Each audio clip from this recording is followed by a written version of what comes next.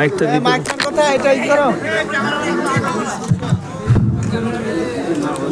বলছি যে যেগুলো আপনাদের পারমিশন নিয়ে আছে, আমি কিন্তু পারমিশন ছাড়া আর লাইভকে চালাচ্ছে, লাইভ মোটেই চালাতে দেবো না, খুলে ফেলি দেবো, লাইভ বন্ধ করো।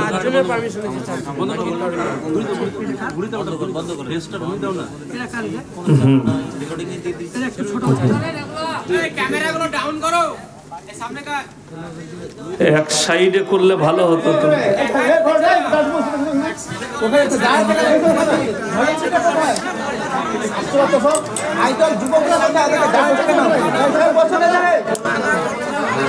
এই যে আপনারা যারা দাঁড়িয়ে আছেন, আমি অনুরোধ করছি সময় নষ্ট করবেন না, এসে বসে যান। আর যদি মনে হয় জিনিসটাকে একবার দেখতে এসছি, তাহলে দেখা হয়ে গেলে চলে যান, পরিষ্কার কথা। আর যাদের মনে হবে একটু শুনবো বসে, তারা বসুন। আসসালামু আলাইকুম। ওয়ালাইকুম সালাম। আলহামদুলিল্লাহি রাব্বিল আলামিন ওয়াসসালাতু ওয়াসসালামু আলা রাসূলিহিল কারীম, আম্মা বা'দ। ফাউযু বিল্লাহি মিনাশ শাইতানির রাজীম। বিসমিল্লাহির রহমানির রহিম। ওয়াইলুল লিকুল্লি হুমাযাতিল লুমাযা আল্লাযী জামা'a মালান ওয়া আদ্দাদা ইয়াহসাবু আন্না মালাহু আখলাদা কাল্লা লায়ুনবাযান্না ফিল হুতামা ওয়া মা আদরাকা মাল হুতামা নারুল্লাহিল মুকাদা আল্লাতী তাত্তালিউ আলাল আফইদা ইন্নাহা আলাইহিম মুসাদা ফি আমাদিম মুমাদ্দাদা ইলা আখিরিল আয়া। খায়রুকুম মান তাআল্লামাল কুরআন আল্লামাহু কামা ক্বালা আলাইহিস সালাতু ওয়াত তাসলিম। মাননীয় শ্রদ্ধেয় জ্ঞানী গুণী মানী সম্মানী আজকের এই জলসার মাননীয় সভাপতি মহাশয়, শ্রদ্ধেয় উলামায়ে ইকরাম, হুফাজে ইকরাম এবং আমার জ্ঞানী গুণী মানী সম্মানী মাননীয় শ্রোতা মণ্ডলী, পর্দার অন্তরালে পর্দা নসিব মায়েরা এবং বোনেরা, আল্লাহর বড় দয়া, কৃপা, ভালোবাসা আমাদের প্রতি, গোটা বিশ্বের প্রতি। সবাই আল্লাহর শুকর আদায় করে হৃদয় থেকে বলি আলহামদুলিল্লাহ। তারপরে পরে বিশ্ব নবী জনাবে মুহাম্মাদুর রাসূলুল্লাহ, সকলে বলুন সাল্লাল্লাহু আলাইহি ওয়াসাল্লাম। তিনার প্রতি শত কোটি দরুদ বর্ষিত হোক, বলুন আমিন সুম্মা আমিন। সবাই একবার দরুদ ইব্রাহিম পাঠ করি। আল্লাহুম্মা সাল্লি আলা মুহাম্মাদিন ওয়া আলা আলি মুহাম্মাদ কামা সাল্লাইতা আলা ইব্রাহিম ওয়া আলা আলি ইব্রাহিম ইন্নাকা হামিদুম মাজিদ। আল্লাহুম্মা বারিক আলা মুহাম্মাদিন ওয়া আলা আলি মুহাম্মাদ কামা বারাকতা আলা ইব্রাহিম ওয়া আলা আলি ইব্রাহিম ইন্নাকা হামিদুম মাজিদ। আমি কথা শুরুর আগে ইউটিউবার দিকে বলছি, আমার কাছে প্রশাসনিক অনেক দিল্লি থেকে একবারই ছিল, নোটিশ ছিল। আমি 2 মাস রেকর্ডিং বন্ধ রেখেছিলাম, কেউ কি করতে দিইনি, ওপর থেকে অর্ডার ছিল। এখন আমার কাছে যাদের আধার কার্ড জমা নেই, আধার কার্ডের জেরক্স চ্যানেলের নামলেই, তারা যদি রেকর্ডিং করে জলসা ছাড়ে, আপনারা সাক্ষী থাকছেন, তারা অ্যারেস্ট হলে আমি কিন্তু দায়ী নই। কথাটা বুঝতে পেরেছেন না পারেননি? আমি কিন্তু যতগুলো থানায় পারমিশন জমা দিয়েছি, তারাই একমাত্র রেকর্ডিং করতে পাবে। আমার থানায় কাগজ জমা দিয়ে আছে, বাকি যে জমা দিবে এক্ষুনি জমা দেখ, এক্ষুনি রেকর্ডিং করবে, আমি কালকে থানায় জমা দিয়ে দেবো, সে বুঝে করবে। এই তো এখানে দেন, আমার ম্যানেজারকে দিয়ে দাও, যাও ওগুলো লেখে জমা দিয়ে দাও, দিয়ে রেকর্ডিং করুন। চলুন আপনারা রেডি করে সরে যাও তাড়াতাড়ি, মানুষের ডিস্টার্ব হচ্ছে, সরে যান তাড়াতাড়ি। হ্যাঁ, দাঁড়াবেন না এখানে, সরে যান।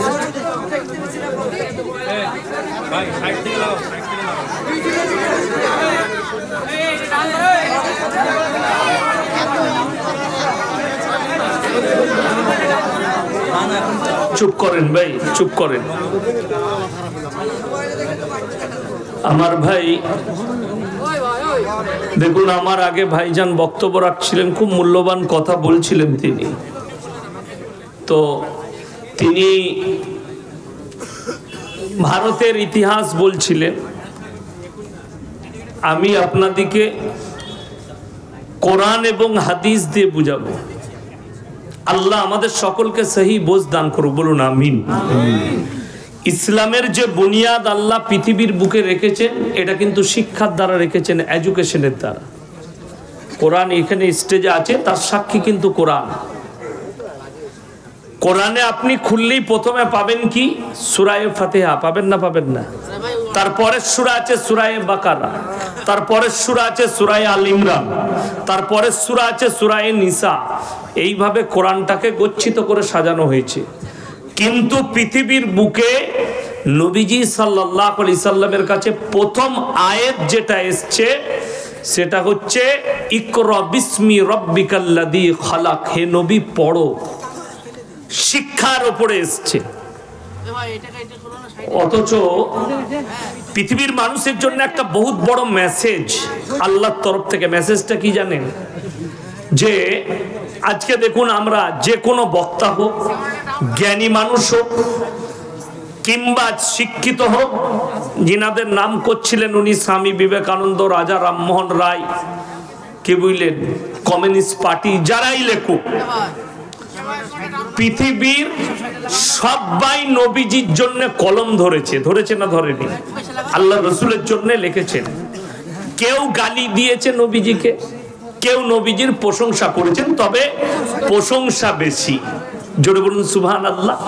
প্রশংসাটা কিন্তু নবীজির বেশি, সবাই লিখছেন। অথচ যে রসুলকে আল্লাহ পাঠালেন, সেই রসুল সাল্লাল্লাহু আলাইহি সাল্লাম দুনিয়াতে কিন্তু কারোর কাছে জ্ঞান অর্জন করেননি। দুনিয়ায় কোনো শিক্ষক ছিল না। কার? নবীজি।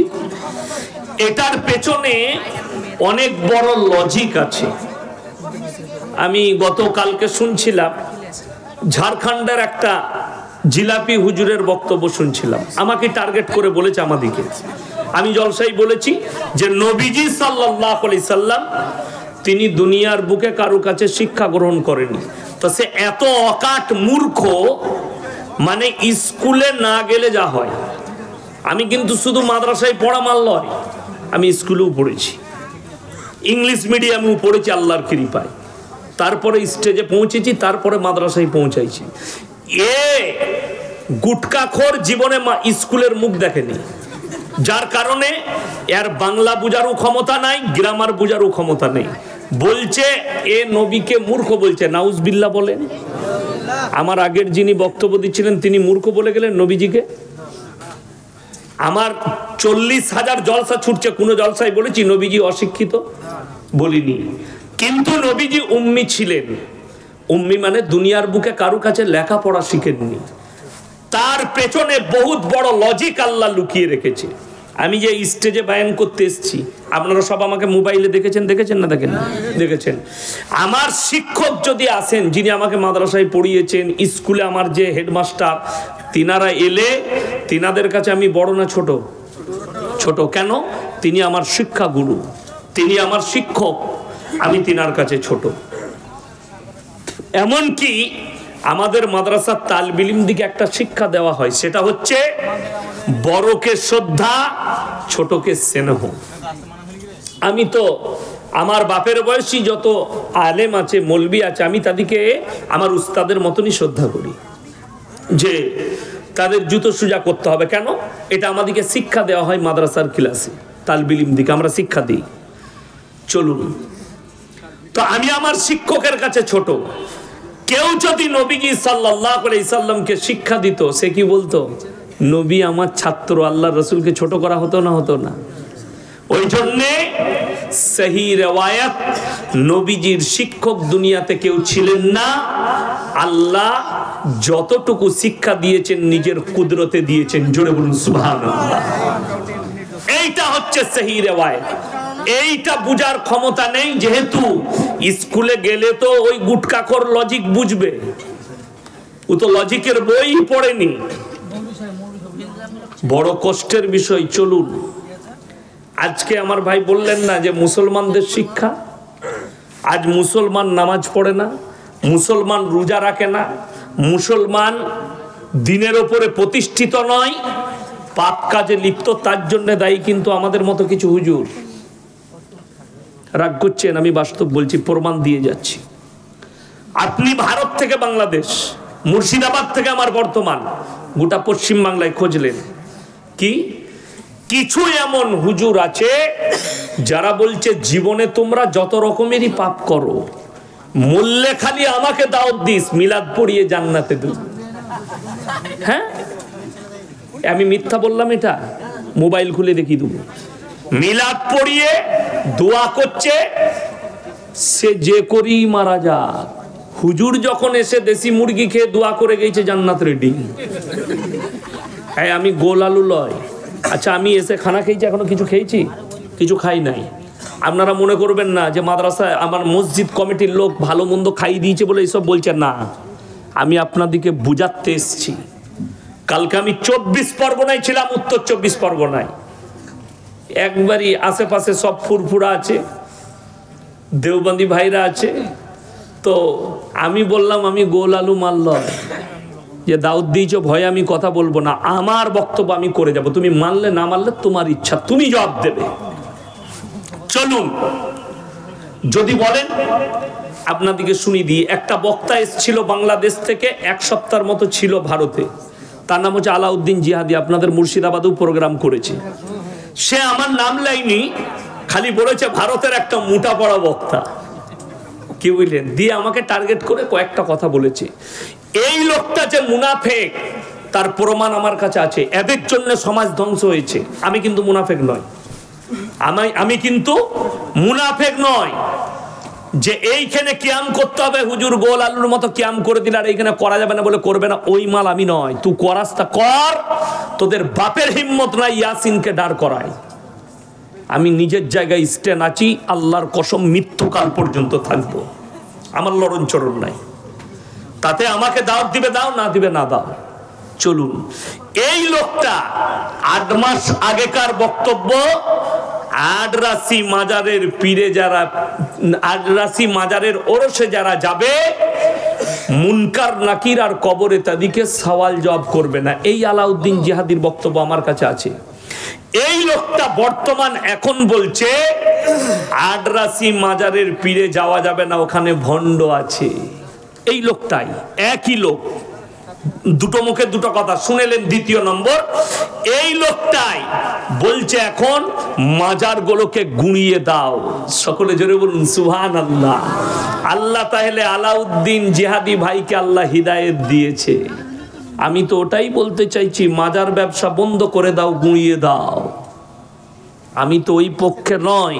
আজকে তুমি হক কথা বললে, ভারতের যে মাল কটা মুর্শিদাবাদের আমাকে গালি দিচ্ছ, তোমাদের আলাউদ্দিন জিহাদি বলেছে মাজারগুলোকে গুঁড়িয়ে দিতে হবে।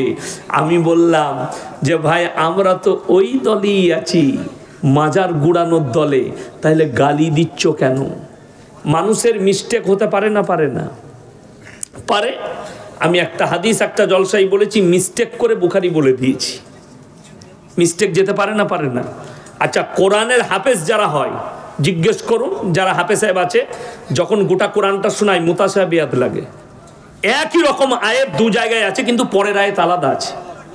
আছে না নাই? কোরআনে আছে, কিন্তু ওটাকে বলা হয় মুতাশাবিহাত, লেগে যাওয়া, ভুলে যাওয়া। মানুষ মাত্রে ভুল না ভুল নয়, মানুষ কিন্তু ভুলের ঊর্ধ্বে নয়। ঠিক কিনা কথা বলেন? মানুষ ভুলে যায়।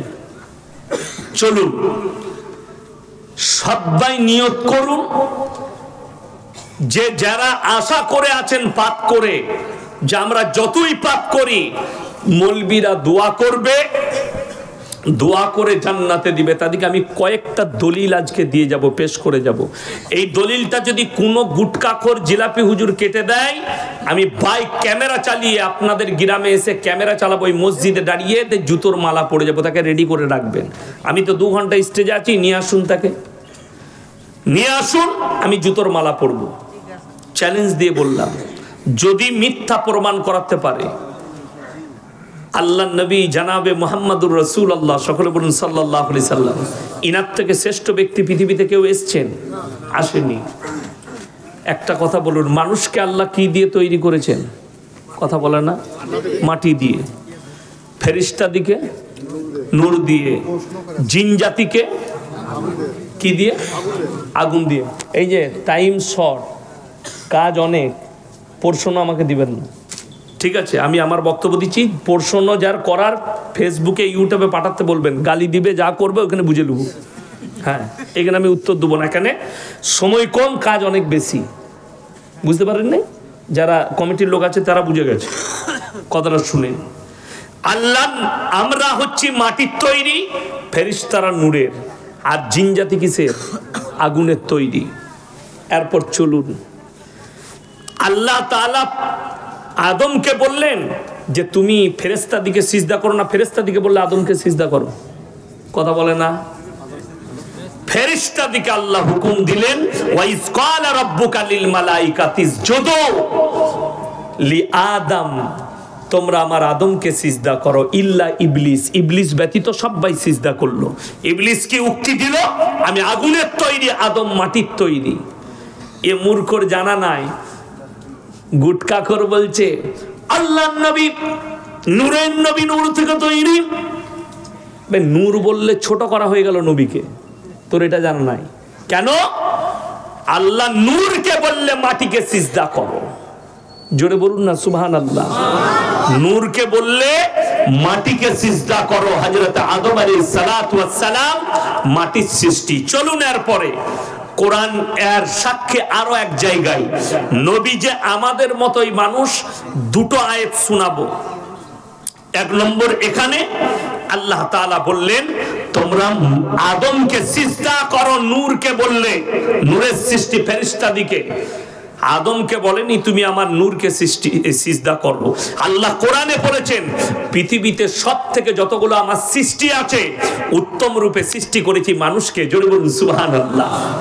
তাইলে যদি মানুষ উত্তম সৃষ্টি হয়, তাহলে নবীকে নূর বললে তো নবীজিকে ছোট করা হয়ে গেল। ফেরেশতাদের থেকে উত্তম করেছে, জোরে বলুন সুবহানাল্লাহ। ফেরেশতাদের থেকে উত্তম মানুষ সমস্ত সৃষ্টির থেকে। আল্লাহ ব্যতীত আল্লাহ যত কিছু সৃষ্টি করেছেন, আল্লাহ ব্যতীত আল্লাহ যত কিছু। আচ্ছা, নবীজি আল্লাহ সৃষ্টি না সৃষ্টি নয়? 1 মিনিটের লেগে মেনে নিলাম নূর, কিন্তু সৃষ্টি না সৃষ্টি নয়? সৃষ্টি। আল্লাহ তাআলা কোরআনে নিজে বললেন আমার পৃথিবীতে যতগুলো সৃষ্টি আছে সব থেকে উত্তম রূপে আমি মানুষকে সৃষ্টি করেছি। জোরে বলুন সুবহানাল্লাহ। চলুন আগে নিয়ে যাই। কোরআনে আছে আল্লাহ রাব্বুল আলামিন পৃথিবীর মানুষকে বুঝালেন, হে নবী তুমি বলো, কুল ইন্নামা আনা বাশারুম মিসলুকুম ইউহা ইলাইয়া আন্নামা ইলাহুকুম ইলাহুম ওয়াহিদ ফামান কানা ইয়ারজু লিকা রাব্বিহি ফালইয়ামাল আমালান সালিহান ওয়া লা ইউশরিক বিইবাদাতি রাব্বিহি আহাদা। সূরা কাহাফ একবারই শেষ আয়াত। যাদের বাড়িতে মানে কোরআন আছে অনুরোধ করে খুলবেন আমাকে গালি দেওয়ার আগে। সূরা কাহাফের শেষ আয়াত 16 পারায় গিয়ে শেষ হচ্ছে সূরা মারইয়ামের আগে। একবারই সূরা মারইয়ামে যে বিসমিল্লাহ লেখা আছে তার আগের আয়াতটা পেয়ে যাবেন, মানে কোরআন থাকলে খুলবেন। হে নবী আপনি বলুন আমি তোমাদের মতোই একজন মানুষ। জোরে বলুন সুবহানাল্লাহ। কে বলছেন? নবীজিকে আল্লাহ বলা করাচ্ছেন।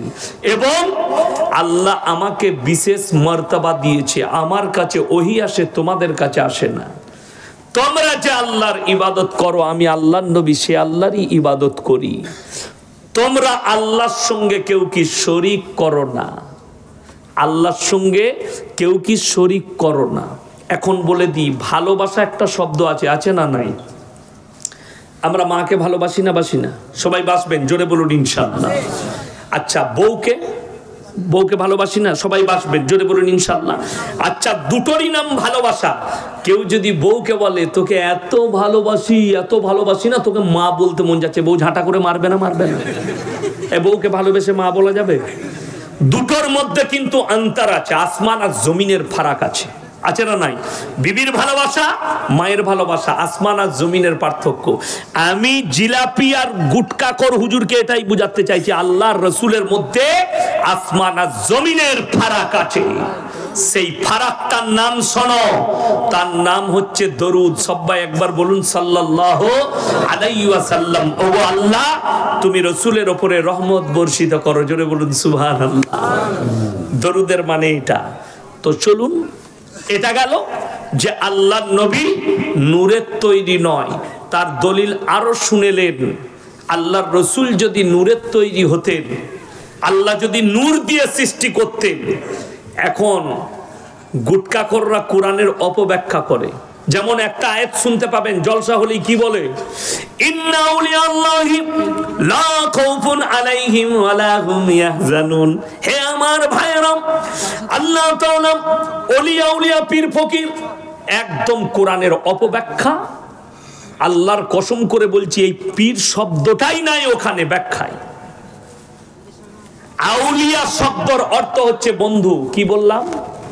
বন্ধু। কার বন্ধু? আল্লাহর বন্ধু। সেই বন্ধুটা আমিও হতে পারি, আপনিও হতে পারেন, সাধারণ লোকও হতে পারে, হাজী সাহেবও হতে পারে, একজন মাও হতে পারে। তো আল্লাহ বললেন যারা আমার বন্ধু হবে তাদের দুনিয়া এবং পরকাল কোনো জায়গাতেই ভয় নাই। আর মানুষকে কি বুঝালো এরা? ওলিয়া উলিয়া মানে হচ্ছে আমরা গুটকাখোররা, আমাদিকে নজরানা দিবি জান্নাতে নিয়ে যাব। 3 বোতল মদ খেয়ে মারা গেছে বলে কোথায়? বলে সারগাছিতে অ্যাক্সিডেন্ট হয়েছে হাই রোডে। অসুবিধা নাই, 40 দিনে মিলাদ দিবে। আমি বলে যাচ্ছি যারা 40 দিনে মিলাদ দেয় বেদাত, এর থেকে বড় কাঁচা বিদাত আর কিছু নাই। মিলাদ দিয়েছে দাউদকার হুজুরের, হুজুর এসে দোয়া করছেন, আল্লাহ তুমি তাকে জান্নাতুল ফিরদাউস দাও, শহীদের মর্তবা দাও। দোয়া হয়ে গিয়ে হুজুর খেতে বসেছে। হুজুর বলছে বাপ কি করে মরলো? অ্যাক্সিডেন্ট হয়ে। বলছে হুজুর ছেলে খুব বদমাস ছিল, 3 বোতল মদ খেয়ে অ্যাক্সিডেন্ট করেছে। তোবা তোবা, হেবে মদ খেয়ে সে শহীদের দরজা পাবে? কথাটা বুঝতে পারেননি? কিন্তু এরা দিয়ে দিবে, কোনো অসুবিধা নাই। একজন বলেছে বায়ানে, ইয়াসিন জানে না, ইয়াসিন বলেছে কবর জিয়ারত। আমি কবর জিয়ারত করতে নিষেধ করি নাই তো, বাপের কবর জিয়ারত করবি তো অসুবিধা কি আছে? কবর জিয়ারত কর। কিন্তু তুমি বলছো কবর জিয়ারত করে 3 দিন তোর বাপের কবর জিয়ারত করেছি, এরপর আমাকে একটা লুঙ্গি আর গেঞ্জি দে, ওই করি তো তোদের চলে। আমি কিন্তু কবর জিয়ারত করা লুঙ্গি পরি না। আমি বললি খারাপ, গালি দেবে। চলুন আপনাদেরকে এরপর শুনাই। বুখারী শরীফের রিওয়ায়েতে আছে, আল্লাহর হাবিব সাল্লাল্লাহু আলাইহি সাল্লামের কাছে খবর এলো, ইয়া রাসূলুল্লাহ আপনার চাচা যান মরণাপন্ন অবস্থায়। নবীজি ছুটলেন, চাচার হাত দুটো ধরে বললেন, হে আমার চাচা, একবার খালি কলমাটা পড়ে নাও, আমি আল্লাহর কাছে কেঁদে কেঁদে তোমার জন্য ক্ষমা চাইব। নবীজি চাচার উত্তর কি এলো জানেন? মারাত্মক উত্তর। আমি যদি বার্ধক্যে কলমা পড়ি, লোকে বলবে মৃত্যু ভয়ে কলমা পড়েছে, আমি কলমা পড়তে পারবো না। জোরে বলুন নাউজুবিল্লাহ। নবীজির কথাকে অস্বীকার করলো কে? নবীজির আপন চাচা। আল্লাহ আয়াত পাঠালেন, এই আয়াতটা তোমার গুটকাখোর মৌলবীকে শোনাও। তুই যে পয়সা নিয়ে জান্নাতে দিচ্ছিস, তুই যে টাকা নিয়ে নজরানা নিয়ে মাতালকে জান্নাতে পাঠাচ্ছিস, এই আয়াতের ব্যাখ্যাটা বল। ইন্নাকা লা তাহদি মান আহবাবতা ওয়ালাকিন্নাল্লাহা ইয়াহদি মান ইয়াশা। হে আমার বিশ্ব নবী, পৃথিবীর মানুষকে বলো হিদায়াতের দপ্তরটা সকলে বলুন কার হাতে? এত আস্তে কেন? কার হাতে? জোরে বলুন। আল্লাহর হাতে। আরে এত জোরে বলবেন তবে তো ইউটিউবে যাবে, গুটকাখোর শুনবে যে হ্যাঁ লোক আছে সাক্ষী দেবার। আমার ভাই আল্লাহর হাতে। আল্লাহ বললেন আমার ইচ্ছা নেই তোমার চাচা কলমা পড়তে পারবে না। নবীজি চোখ দিয়ে পানি। এখানেও শেষ নয়, চলুন। যারা মনে মনে ভাবছেন আমার বেটা গাঁজার আসরে থেকে মারা গেছে, মদের ভাটিতে জীবন কাটিয়ে মারা গেছে, কুফরিতে জীবন কাটিয়ে মারা গেছে, আমি তো নামাজি, আমি তো হাজী সাহেব, আমি তো পরেজগার, আমি দোয়া করে দেব, আমি হুজুরকে দাওয়াত করে খাইয়ে দোয়া করে দেব, তারা কান খুলে শুনে নেন। আল্লাহর নবী বললেন, ওগো আল্লাহ, তুমি আমাকে যতদিন না নিষেধ করছো, আমি ততদিন আমার চাচার জন্য কেঁদে কেঁদে আপনার কাছে ক্ষমা চাইব। নবীজি কাঁদতে লাগলেন, আল্লাহ আমার চাচাকে ক্ষমা করে দাও। আল্লাহ পাঠালেন নবীজিকে। শুধু এখানে নবীকে নসিহত করেননি, আল্লাহ মুমিন এবং নবী দুজনকেই নসিহত করলেন। মা কানা লিন নবী ওয়াল্লাযীনা আমানু আইয়াস্তাগফিরু লিল মুশরিকিন ওয়ালাউ কানু উলি কুরবা। হে আমার নবী এবং মুমিন, তোমরা শোনো, যারা মুশরিক হয়ে মারা গেছে, বেঈমান নেমক হারাম হয়ে বদ্দিন হয়ে মারা গেছে, তার লেগে দোয়া করতে পাবে না যদিও সে তোমাদের নিকটতম আত্মীয় হয়। নবীজির হাত নেমে গেল, আল্লাহ নিষেধ করলেন চাচার জন্য দোয়া চাইতে, আর তুমি বলছো জিলাপি খাই দে আমি জান্নাতে পাঠাবো। একজন বলছে আপনাদের মুর্শিদাবাদের সিটকে মলবি, সে বলছে ইয়াসিন বলেছে জিলাপি খাওয়া হারাম, আমি হারাম বলেছি? কোন জিলাপিটা হারাম? জিলাপি মেলায় আপনার জলসায় বিক্রি হয় না? হয় না? দোকানে বিক্রি হয় না জিলাপি? কিনে খান, খুব ভালো জিনিস। শীতকালে জিলাপি ভালো লাগে, লাগে না? লাগে না? আমিও খাই। কিন্তু মাজারের পরা জিলাপি খোর যে তুমি, আর মাজারে যে জিলাপি দেয় ওই জিলাপির সঙ্গে ওই খাবারের সঙ্গে আমার আল্লাহ কোরআনে শুয়োরের মাংসের সঙ্গে তুলনা করেছে। কোরআন দলিল আছে, আমি শোনাবো আপনাদেরকে একটু পরে। দাঁড়া, অনেক অপারেশন বাকি আছে, কি বুঝলেন? হ্যাঁ, এই তো শুরু করেছি, চলুন আপনাদেরকে বলে দিই। এরপরে শুনেন আর একটা, এইখানে যে আমি ইয়াসিন এসছি, আপনারা আমাকে মোবাইলে দেখেছেন? দেখেছেন? দেখেন নাই? আপনাদের সঙ্গে আজকে যে আপনারা শ্রোতা হিসাবে বসেছেন, খালি কিছু মুখ চেনা লোক আছে আমার, আছে না নাই? তাদের সঙ্গে দেখা হয়। হয়তো আমি কোনোদিন আপনাদের মোড়ে দাঁড়ালাম কিংবা ভাকুড়িতে দাঁড়িয়েছি চা খেতে, আপনি বললেন মলি সাহেব আপনি আমার গ্রামে গিয়েছিলেন জলসা করতে, তো আমি বলবো হ্যাঁ গিয়েছিলাম। এতটুকুই সম্পর্ক, ঠিক কি না? আচ্ছা বলুন, একটা হুজুরের সাথে আমি ইয়াসিন ধরলেন হুজুর, আমার সঙ্গে আপনার সম্পর্ক বেশি হবে না আপনার সন্তানের সম্পর্ক বেশি হবে? কথা বলে সন্তানের। তোমার বইয়ের সঙ্গে তোমার সম্পর্ক বেশি না হুজুরের সম্পর্ক বেশি? আপনার সঙ্গে আপনার বইয়ের সম্পর্ক বেশি। এরপর যারা গুটকাখোর হবে, যারা জিলাপি খোর, আমাদের দেশের কিছু সুন্নি ভাই বলছে আমার বইয়ের সঙ্গে পীরের সম্পর্ক বেশি। হ্যাঁ, এটা বীরভূমের লোকের কথা। তা না হলে কখনো কানা পীরকে দিয়ে কখনো নিজের বউকে বলে পীরের পা টেপ জান্নাতে যাবি। তার থেকে বড় কানা দাজ্জাল পৃথিবীতে কেউ নাই। আমার ভাই, এরা হচ্ছে কানা দাজ্জাল, পা টিপা করায়। আমার কাছে রেকর্ডিং আছে, কি জানেন? একজন উত্তরপ্রদেশের বেরেলভি বক্তা, সুন্নি বলছে নিজেকে, কি বয়ান করছে জানেন উর্দুতে?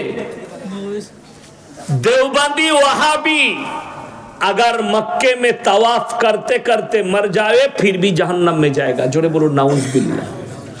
आमी दुआ करलाम अल्लाह इस मौलवी के बात को तू कबूल कर ले कि हम लोग का मौत काबा घर में हो जाए। जोरे बोलो आमीन।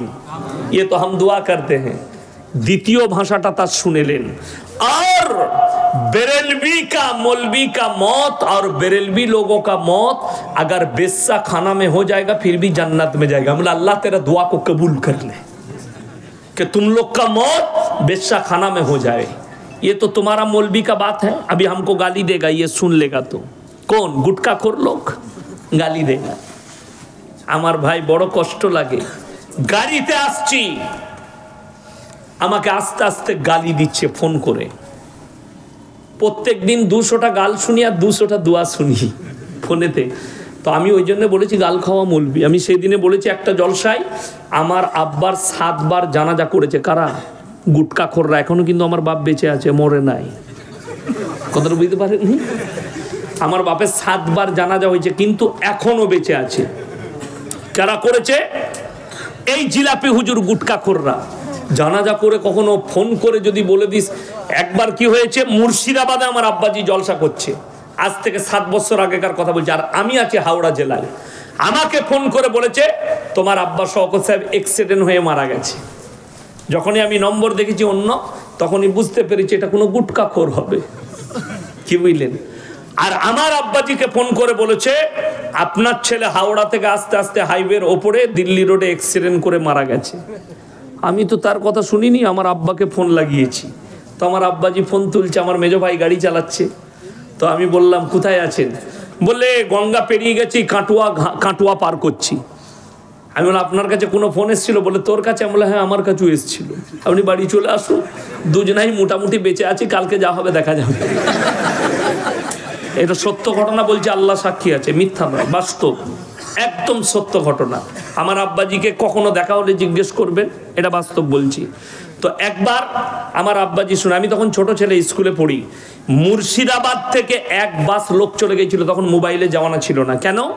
এই সুন্নি গুটকাখোররা এলান করে দিল মুর্শিদাবাদে যে শওকত অ্যাক্সিডেন্ট হয়ে মারা গেছে। এক বাস লোক চলে গেছে, ফোনের জামানা ছিল না। গিয়েই তারা নেমে দেখছে হুজুর তো মাদ্রাসায় বসে। তারা দেখলে বললে যে মারা গেছে। কি বুঝলেন? বলে হুজুর আপনার লেগে শুনলাম তো মারা গেছেন। বলেই তো জানাজা হবে তোমরা যখন এসছো। এটা সত্য ঘটনা।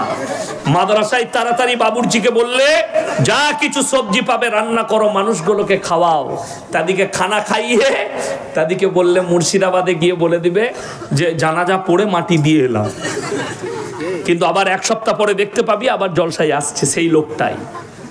তো তোদের পীরের থেকে আমার বাপ তো বড় পীর, 7 বার জানাজা হয়ে গেল এখনো মরে নাই। কথা বুঝতে পারেননি? তো তোদের পীরের থেকেও বড় পীর, তোদের তো ভণ্ড পীর। আমার বাপ আমার অরিজিনাল পীর, তোদের ভণ্ড পীর গুটকাখোর। এরা গালিগোলজ ছাড়া কিছু জানে না। প্রত্যেক দিন 100 থেকে 200 জন অশ্লীল ভাষায় গালিগোলজ করছে। আজকে বড় কষ্ট লাগে,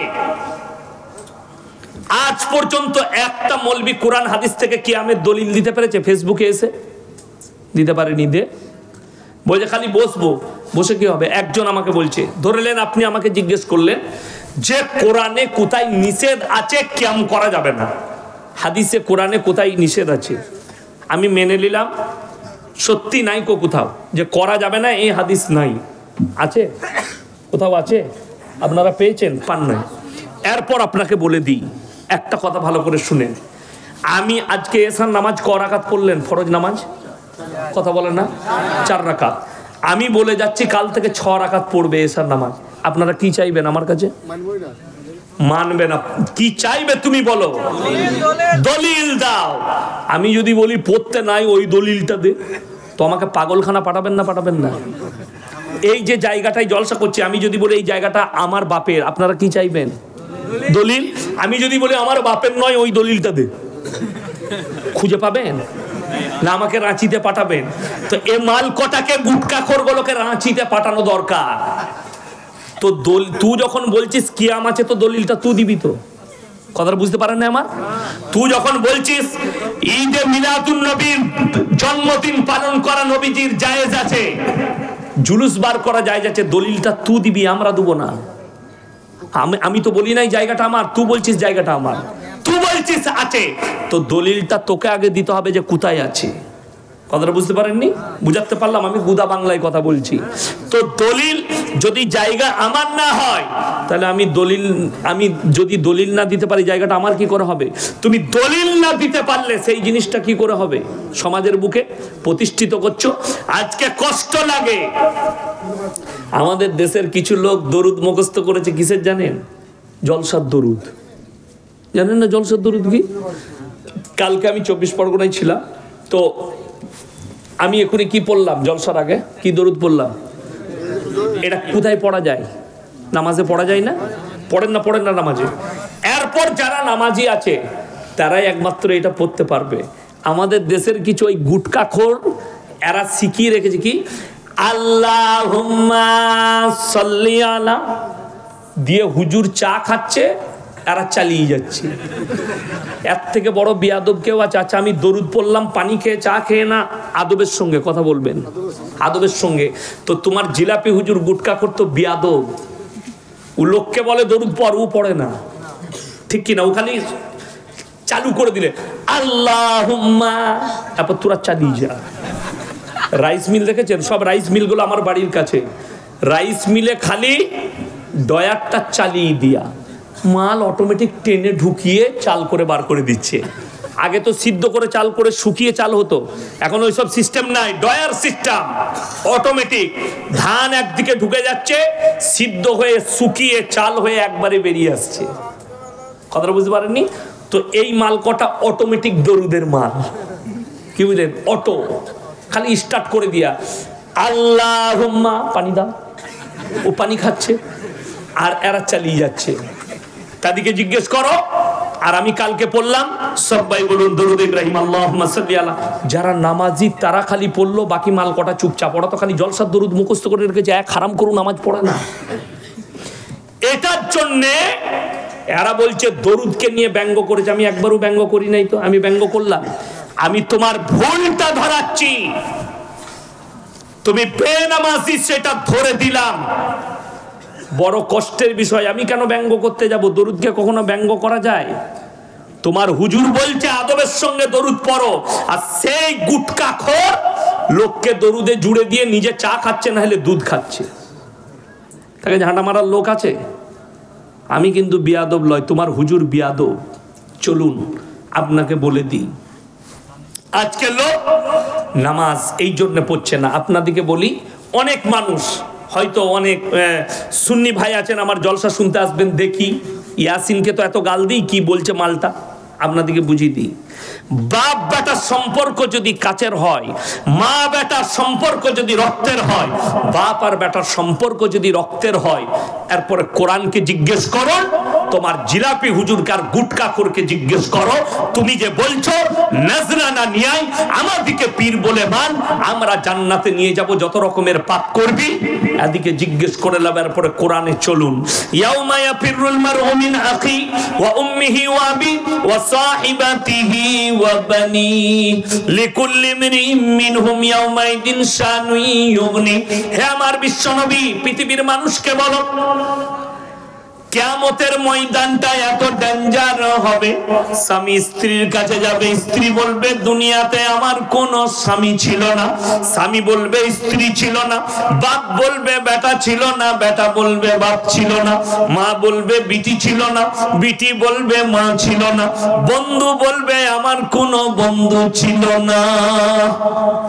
কেউ কারুর জন্য জাররা পরিমাণ, সর্ষে পরিমাণ উপকার করবে না। যদি তোমার বাপ তোমার উপকারে না আসে, ইয়াসিন তোর কি করে উপকার করবে? তুই জলসাই দাওয়াত করে একবার খালি দেশি মুরগি খাইয়েছিস, আর আমার বউ যে রোজ রান্না করে খাওয়াচ্ছে, আমি যদি তার উপকারে না আসি, তোর কি করে আসবো বে? এইটা তোমার জিলাপি হুজুরকে বুঝাও, কোরআনের আয়াতটা দেখিয়ে দাও যে বাপ যদি বেটার উপকারে না আসে, আপনি পয়সা নিয়ে আমার উপকারে কি করে আসবেন? অনেকজন বলছে কোন হুজুরের কথা শুনবো।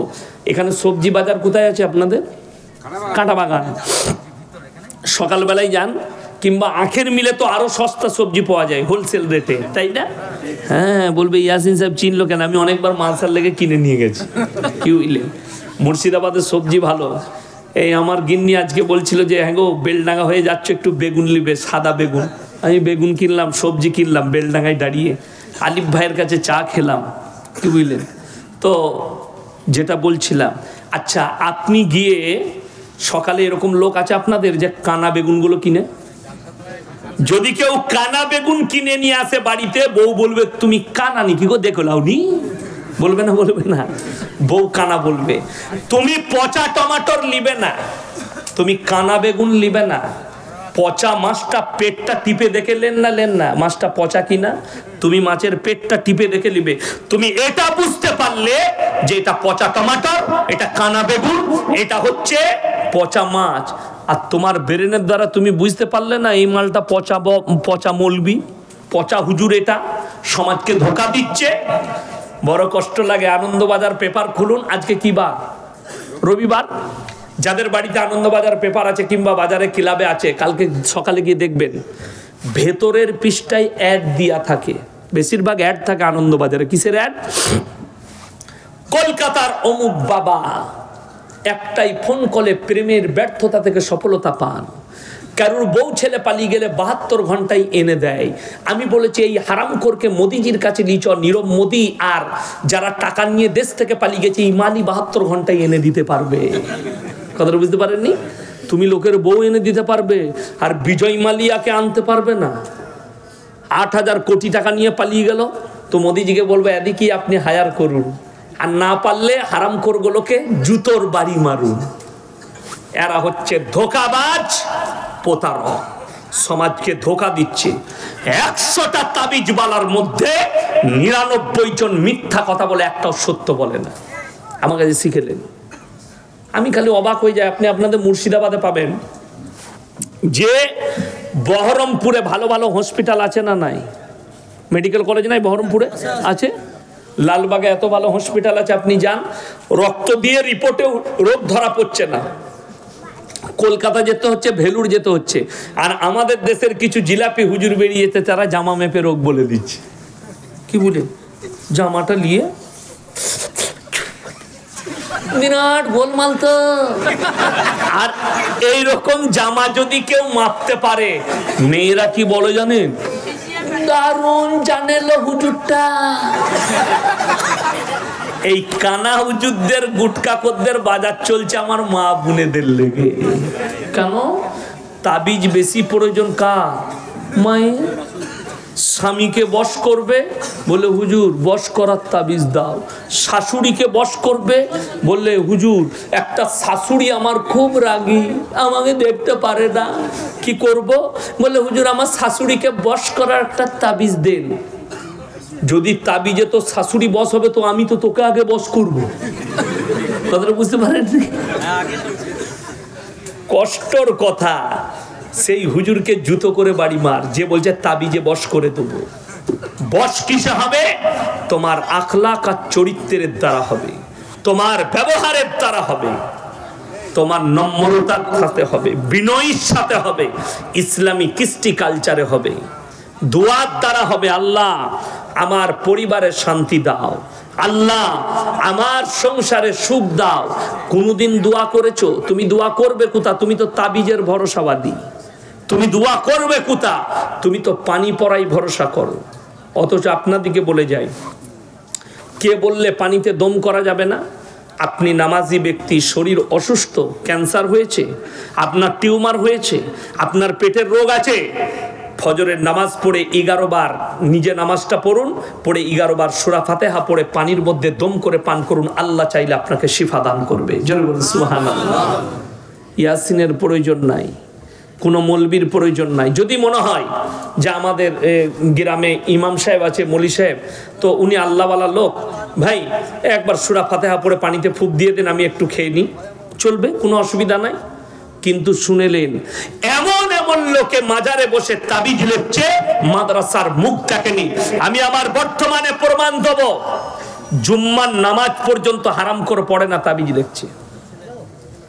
পেশাব করে পানি পর্যন্ত লাই না, তাবিজ লিখছে। অথচ তারা জিনাতে জড়িয়ে আছে। আমার কাছে দলিল আছে, প্রমাণ আছে। আসুন আমার গাড়িতে চাপেন, 7 সিটের গাড়ি নিয়ে এসেছি, যারা যাবেন 2 জন চাপুন। আমি আমার মাদ্রাসায় নিয়ে যাবো, মেহমানখানায় রাখবো, নিয়ে গিয়ে মাজারে দেখি দেবো এই মালটা। এতটা সাহস আমার এলাকায় আমার আছে। দেখি দেবো চোখে আঙুল দিয়ে, দেখো এইটা।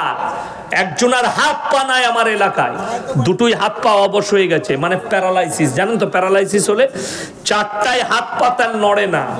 সে কিন্তু লোকের রোগ ভালো করে তাবিজ আর পানি পড়া দিয়ে। তাকে ছুঁচিয়ে দেয়, আলাদা একটা মেয়ে রেখেছে তার বউ, তাকে ছুঁচায়। তাকে বিড়ি ধরি দেয়, তার একটা লোক রেখেছে বিড়ি। সিগারেট খাওয়ার লোক আলাদা আছে। আমি বলে, বে তুই আগে নিজের রোগটা ভালো কর, তারপরে লোকের করবি। কথা বুঝতে পারেননি? নিজে প্যারালাইসিস, লোককে তাবিজ দিয়ে ওই লোকটা ভালো করছে। এরপর বলুন দোষী ওই লোকটা না যারা যাচ্ছে ওর কাছে গিয়ে ওকে বিশ্বাস করে? তারা যারা যাচ্ছে তারা হচ্ছে সব থেকে বড় অপরাধী। তুমি চিনতে পারলে না এই লোকটা সমাজকে ধোঁকা দিচ্ছে? ইসলাম খালি পেঁচিয়ে গেল। চলুন আলোচনা আগে বাড়াই। দ্বীনি শিক্ষা, দ্বীনি ইলম হাসিল করা কি প্রত্যেকটা মুসলমান নরনারীর জন্য ফরজ। আমি চ্যালেঞ্জ দিয়ে বলে গেলাম, আপনার এখানে এতগুলো মানুষ বসেছেন, 100 জনের মধ্যে 98 জনের কাছে দ্বীনি ইলম নাই। ঠিক বললাম না ভুল বললাম? মুসলমান হারাম হালাল বুঝে না, দিন বা দিন বুঝে না, শিরক বেদাত বুঝেনি। কেন? দ্বীনি ইলম না থাকার কারণে। মুসলমানদের 2টো ছেলে লরি চালায় আমার এলাকায়, হোটেলে দাঁড়িয়েছে, দাঁড়িয়ে হোটেলে ঢুকে বলছে 2 বোতল মদ দে তো ভাই, মদ খেয়ে নিলে। এরপরে বলছে মুরগির মাংস আর রুটি নিয়ে আয়।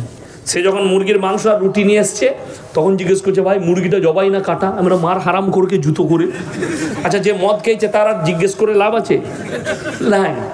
তো এ মুসলমান কেন? এটা এর বাবা মা দিনী শিক্ষা দেয়নি, দিনী শিক্ষা দেয়নি।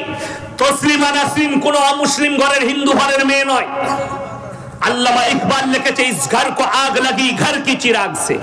মুসলমান, তোমরা নিজেদের ঘরে নিজের আগুন ধরিয়েছো, অপরকে গালি দিয়ে লাভ হবে না। আপনি নিজে ধরিয়েছেন। তসলিমা নাসরিন একটা মুসলিম ঘরের মেয়ে। কেন এরকম হলো? তার বাবা মা তাকে দ্বীনি শিক্ষা দেয়নি। চলুন আরো আগে। আসাদ নূর বলে যে নতুন হারামের আওলাদটা বাংলাদেশ থেকে উৎপত্তি হয়েছে, তসলিমা নাসরিনের বাড়ি কোথায়? কথা বলে না? বাংলাদেশ। আমি খালি অবাক হয়, আপনি দেখে দেন। আচ্ছা, আসাদ নূরের বাড়ি কোথায়? বাংলাদেশ। পৃথিবীর সব থেকে বড় বড় ইসলামের দুশ্মনগুলো সব বাংলাদেশে জন্ম নিয়েছে। এটা আমি চ্যালেঞ্জ দিয়ে বললাম। দেখলেন, তসলিমা নাসরিনের থেকে বড় দুশ্মন এশিয়া মহাদেশে এখন ইসলামের নাই। সে নবীজির বিরুদ্ধে প্রতিনিয়ত কথা বলেছে, কোরআনের বিরুদ্ধে, নবীজির বিরুদ্ধে। কিছুদিন আগে দেখলেন না, আমাদের ভারতের ইসরোর বৈজ্ঞানিকরা চন্দ্রযান 3 পাঠিয়েছে না পাঠায়নি? সফলতা লাভ করেছে। এটা ভারতবর্ষের জন্য গর্ব। এই মেয়েটা তসলিমা নাসরিন এ মিডিয়ার সামনে বলল, মুসলমানরা কোরআন নিয়ে পড়ে আছে আর বিজ্ঞান চাঁদে পৌঁছে গেল। এরপর যদি তুমি এটা বলো, আল্লাহর কসম করে বলছি, আল্লাহ নবী সাল্লাল্লাহু আলাইহি সাল্লাম আঙ্গুলের ইশারায় চাঁদকে 2 টুকরো করেছিলেন না করেননি? করেছেন। এটা যদি সত্য হয়, তোমার বিজ্ঞানের বাপের ক্ষমতা নাই। চাঁদকে 2 টুকরো তো দূরের কথা, তোমার বিজ্ঞান, তুমি যেটা নিয়ে বলছো কোরআনকে চ্যালেঞ্জ করছো, তোমার বিজ্ঞানকে বলো চন্দ্রযান 3 যে ওখানে পৌঁছেছে, ওইখান থেকে একটা লাইটের ফোকাস দিতে বল, যেন আমরা দেখতে পাই। কথাটা বুঝতে পারেননি?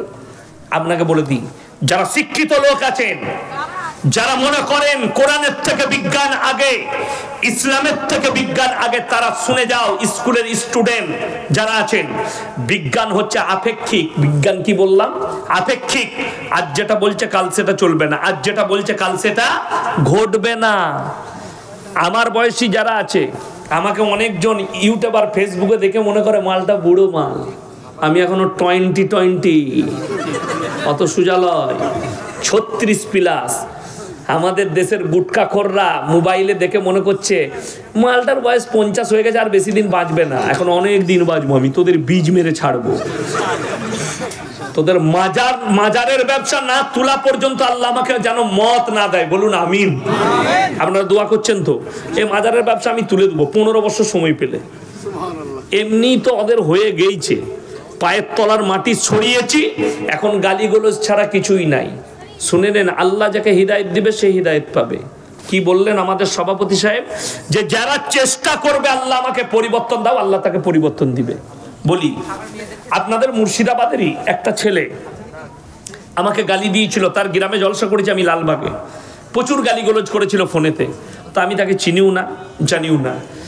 1 মাস আগে আমাকে ফোন করেছে, বলছে হুজুর সাহেব ফোনটা কাটবেন না।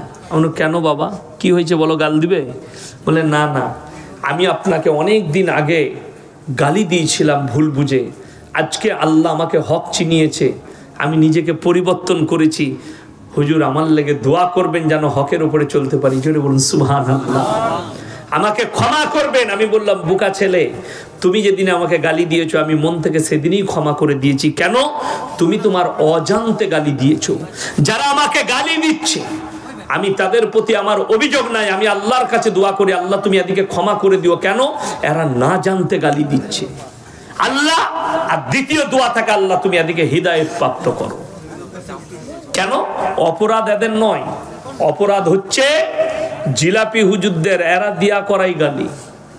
আমার মাদ্রাসায় 300 ছাত্র আছে, আমি কোনোদিন ক্লাসে আমার মাদ্রাসায় ছাত্রদের সামনে এটা আলোচনাও করিনি যে আমাকে ফোন করে গাল দেয়, এবং কোনো ছাত্রকে আমি অর্ডারও দিইনি যে কোনো হুজুরের নম্বর নিয়ে গাল দেয়। প্রতিনিয়ত পরশু রাত্রিতে ফুরফুরাওয়ালাদের এক মাদ্রাসার ছাত্ররা ফোন করে গালি দিয়েছে, ভিডিও কল করে। আমি বললাম আল্লাহ তোমাদেরকে হিদায়াত দে। তোমার অবস্থা যদি, তোমাদের অবস্থা এত খারাপ হয়, তোমার গুটকাখোর হুজুরের হাল কত খারাপ হতে পারে। বেরেলবিরা ফোন করে গালি দিচ্ছে। আমি বলেছি তোমাদের যদি চরিত্র এত খারাপ হয়, তোমাদের ইমাম যাকে মনে করো আহমদ রাজা বেরেলবি, তার চরিত্র কেমন হবে এরপর তোমাদের ভাষা থেকেই বুঝতে পারছি। আমি আর কিছু বলবো না, আমি তাকে গালিও দিতে পারবো না, সে লোককে আমি চিনি না। চলুন আপনাদিকে আগে নিয়ে যাই আলোচনাটা। আজকে মুসলমান দ্বীনি শিক্ষা না থাকার কারণে এদের মা বাবা দ্বীনি শিক্ষা দেয়নি। কতটা ইলম হাসিল করবেন? মৌলবি হতে হবে না, মুহাদ্দিস হতে হবে না, মুকাররির হতে হবে না, মুফাসসির হতে হবে না, হাফেজ হতে হবে না, কারি হতে হবে না। আপনাকে অতটা ইলম হাসিল করতে হবে যতটা করলে হারাম হালাল চিনতে পারেন, দ্বীন বাদ্দীন চিনতে পারেন, শিরক আর বিদআত চিনতে পারেন, কুফরি চিনতে পারেন। বেঈমান কাফেররা যে জালটা আপনার উপরে ছুড়ছে, সেই জালটা যেন বুঝতে পারেন। আপনার ঘরের কাছে দলিল দিয়ে যাচ্ছি, বহরমপুর আপনাদের কাছে না, আপনাদের বেশি কাছে না আমার বেশি কাছে? আপনাদের বেশি কাছে। এই বহরমপুরে আমি জায়গার নাম বলবো না, মা বেটা, দুজন মা বেটা, যদিও তারা অমুসলিম, একটা বিল্ডিং কিনেছে। সেইখানটা রুমগুলো ভাড়া দেয় কাদিকে? যারা সমকামী তাদিকে সেক্স করার জন্য ভাড়া দেয়। নাউজুবিল্লাহ বলেন। প্রশাসন কিছুই করতে পারবে না। কেন? ভারত সরকার সমকামীর রায় দিয়ে দিয়েছে সুপ্রিম কোর্ট, যে ভারতে যারা সমকামী হবে তারা বাঁচতে পারবে। এটা তো ভারতবর্ষ। আচ্ছা, আমাদের ছেলেরা স্কুলে যায় না? যায় না। শুনেছেন আমাদের স্কুলের ছাত্রদিকে সমকামী শিক্ষা দেওয়া হচ্ছে? শুনেছেন কোনোদিন? আমি ইয়াসিন স্টেজে বলে গেলাম, আল্লাহর কসম করে বলে যাচ্ছি, যেদিনে শুনবো ওখানে ওই শিক্ষা দেওয়া হচ্ছে, সেই দিনই আমার বাড়ির বাচ্চাদের স্কুল যাওয়া বন্ধ হয়ে যাবে। আমি শত চেষ্টা করেও, নিজের ভিটে মাটি বেচে দিয়েও আমি নিজে আমার সন্তানদের জন্য স্কুল তৈরি করব। কেন? যেন মুসলমান সন্তানদের ঈমান বেঁচে যায়। আমি আল আমিন মিশনের যতগুলো জিম্মেদার আছে, আমি তাদের লেগে দোয়া করি, আল্লাহ তুমি এদের জানের মালের হেফাজত করো, বলুন আমিন। এইখানে যাওয়ার পরে মুসলিম ছেলেদের ঈমানগুলো বেঁচে গেছে। আমার বর্তমান টাউনে একজন স্কুলের, হাই স্কুলের টিচার চাকরি পেয়েছে, পড়াশোনা করেছে রামকৃষ্ণ মিশন থেকে। সকালবেলায় উঠে গোসল করে মুসলিমদের ছেলে, তার বাড়ির লোক অভিযোগ করছে, হুজুর রামকৃষ্ণর মূর্তিতে পুজো করে তারপরে স্কুলে যায়। নাউজুবিল্লাহ বলে। আমি বললাম এই হালতে যদি আর মৃত্যু হয়, এর না জানাজা পড়া যাবে, না কবরস্থানে আর দাফন কাফন করা যাবে। বললে তাহলে হুজুর কি করব? কুকুরকে খাইয়ে দিব, নদীতে ফেলে দিয়ে আসবে দামোদরের কিনারায়, কিন্তু দাফন কাফন করা যাবে না এর জন্যে। আমার মুসলমান ভাই, বাংলাদেশকে আমরা মুসলিম রাষ্ট্র হিসাবে জানি, জানি না? জানি না। ঘটনা শুনেছেন শরীফ থেকে শরীফা? শুনেননি? শরীফ থেকে শরীফা স্কুলের বইয়েতে, তাকে আপনি মুসলিম রাষ্ট্র বলেন? আমি বাংলাদেশের মানুষকে বলছি, শোনো, যদি তোমরা মুসলিম রাষ্ট্র মনে করো, স্কুলের বইগুলোকে কুটি কুটি করে ফেলে দাও। আলেমদের উচিত বাংলাদেশে গোল আলু না হয়ে প্রতিবাদ করা। একটা কলেজের প্রফেসরকে, তাকে বরখাস্ত করা হয়েছে খালি পৃষ্ঠাটা ছিঁড়ার কারণে। কেন? সেই পৃষ্ঠায় লেখা আছে সমকামীর ঘটনা। শরীফ থেকে শরীফা বলবো আর কি? শুনেলেন, গাছের গুড়া যদি নরম হয়, গুড়াটাই যদি পোকা লাগে, গাছের ডালপালায় ফল হবে? কথা বলে না তো? হাসিনার গুড়াতেই তো পোকা লেগে আছে। পোকাটা কি? সে নিজে বলছে আমার ছেলে খ্রিস্টানদের মেয়েকে বিয়ে করেছে, খ্রিস্টানরা আহলে কুরআন। নাউজুবিল্লাহ বলে। কবে? খ্রিস্টানরা তো ঈসাকে আল্লাহর বেটা মনে করে, ওই জন্য তারা বেঈমান, ওই জন্য ঈমান চলে গেছে। অথচ তুমি তাদেরকে ঈমানের মধ্যে ধরছো। তাহলে গুড়াই যদি পোকা লেগে থাকে, সেই ফল কি করে গাছের ভালো হতে পারে? ফলেতেও তো পোকা লাগবে। তো এই শরীফ থেকে শরীফা পোকা লাগা। আচ্ছা, ভারতে শুনেছেন হিন্দু হোক, মুসলিম হোক, দলিত হোক, আদিবাসী হোক, যারাই বসবাস করছে, শুনেছেন যে ভারতবর্ষের যে কোনো ধর্মের মেয়েরা ন্যাংটো হয়ে রাস্তায় প্রতিবাদ করেছে? কথা বলে না? কথা বলে না, শুনেননি, কোনোদিন ঘটে নাই, আল্লাহ জানে না ঘটবে নাকি। বাংলাদেশে 2 বছর আগে কিছু মেয়ে পোশাক নিয়ে তারা বলছে আমরা ন্যাংটো ঘুরে বেড়াবো, ন্যাংটো হয়ে প্রতিবাদ করেছে রাস্তায় বাংলাদেশে। মুসলিমদের মেয়ে, অমুসলিম নয়। কাদের মেয়ে বললাম? মুসলিমদের মেয়ে। শুনেলেন? আপনারা হাত তুলে বলুন আমাদের বাচ্চাদিকে দিনই শিক্ষা দেবো, জোরে বলুন ইনশাআল্লাহ। আপনি হারাম হালাল কি বুঝলেন? দেখুন, দোয়া কবুলিয়াতের জন্য প্রথম শর্ত যেটা ইসলামে রাখা হয়েছে, দোয়া কবুলিয়াতের জন্য প্রথম যে শর্তটা আছে সেই শর্তটা কি জানেন? কি? হালাল খাদ্য। তবে আপনার দোয়া কবুল হবে হালাল খাবার খেলে। আপনি এটা বুঝলেন যে ইয়াসিন ভাই জবাই করা মাংস আমাদিকে খেতে হবে। আপনি বহরমপুরে যদি কোনো রেস্টুরেন্টে খেতে যান, কি জিজ্ঞেস করবেন? দাদা জবাই না কাটা? করবেন না? করবেন না? বেলডাঙ্গায় যদি চাচার হোটেলে খালো ওখানে জিজ্ঞেস করা দরকার না, ওটা আমাদের সার্টিফাই আছে, তাই না? ভাকুরিতে মুসলিম হোটেলে খাবেন, কোনো অসুবিধা নাই। বহরমপুরে যদি কোনো রেস্টুরেন্টে হোটেলে খেতে যান জিজ্ঞেস করতে হবে দাদা মুরগিটা জবাই না কাটা? ঠিক বললাম না ভুল বললাম? কলকাতাতেও জিজ্ঞেস করতে হবে। কেন? আপনার জন্য শর্ত হচ্ছে হালাল খাবার। আপনি এটা বুঝলেন যে জবাই করা খাবার খেতে হবে। সকালবেলায় কাঁটা বাগানে গিয়ে মুরগির মাংস কিনবেন, বলছেন এই জবাই করা 1 কিলো মাংস দে তো। আপনি কিনবেন জবাই করা মাংস, কিন্তু টাকাটা আবার সুদের টাকা, সেই একই মাল দাঁড়িয়ে গেল। কথাটা বুঝাতে পারলাম? এরপর যদি সুদের মায়ান করি, সকালবেলায় কাঁটা বাগানে চায়ের দোকানে সুদখোররা এক কাছে বসে বলবে বাজে মলবি এনে নিবে, বলবে না? বলবে না? ওই মাল কটা গাল দিবে। কোরআন বলছে ওয়াহাল্লাল্লাহুল বাইয়া ওয়া হাররামার রিবা। হে আমার নবী, আমি সুদকে হারাম করেছি আর ব্যবসাকে হালাল করেছি। জোরে বলুন সুবহানাল্লাহ। ব্যবসাটা কিন্তু ব্যবসার মতো হতে হবে। ব্যবসা হালাল বলে এটা নয় যে দাঁড়ি মারবেন। আমাদের দেশের লোক খুব গোলমাল। আপনি যদি বহরমপুরে রাতের বেলায় দেখবেন সারা রাত ফলের দোকান খোলা থাকে, থাকে না? থাকে না? আমি একবার ইসলামপুর থেকে জলসা করে আসছি, বাড়ি যাব, তো আমি আমার ড্রাইভারকে বললাম ফলওয়ালার কাছে দাঁড় করা। তো মুসলিম ছেলে, আমি বললাম ভাই কত করে আপেল কিলো দিচ্ছ? বললে হুজুর 130 টাকা। আমি বললাম 90 টাকা হবে না? এত কম লিবেন আপনি? হ্যাঁ। লিয়েলেন। আমি 3 কিলো দাও। 3 কেজি দিয়েছে। ঘরে নিয়ে গেছি, আমার মা বলছে বাপ ওজনে কম আছে মনে হচ্ছে। আমি মাদ্রাসায় চাল ওজন করে বোর্ডিংয়ে, কম্পিউটার কাটা নিয়ে গিয়ে ওজনে চাপালাম, দেখলাম 2 কেজি 600, 400 মাল নাই। তারপরে আবার 1 সপ্তাহ পরে দাঁড়াইছি, আমাকে বলছে হুজুর ভালো আছে, তারপরে কেমন দিয়েছি বুঝেছে। আমি তাকে বললাম বাবা তোমার আপেলটা 400 কম ছিল। কম ছিল কি গো? কম হতেই পারে না।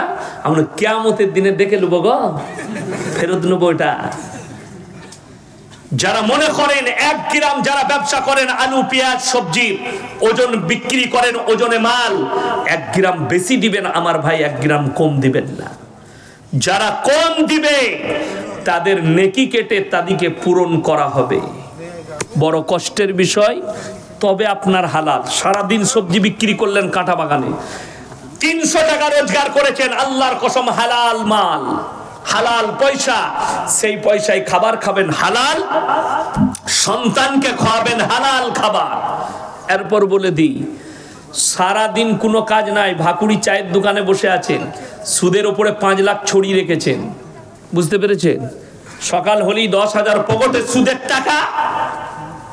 লোককে বলছে আমি খাসির মাংস এনেছি, ইলিশ মাছ খাও আর খাসির মাংস খাও, তুমি দেশি মুরগি খাও আর যেটা খাবে খাও। আল্লাহর কসম করে বলছি সুদ হারাম, সুদের টাকা হারাম।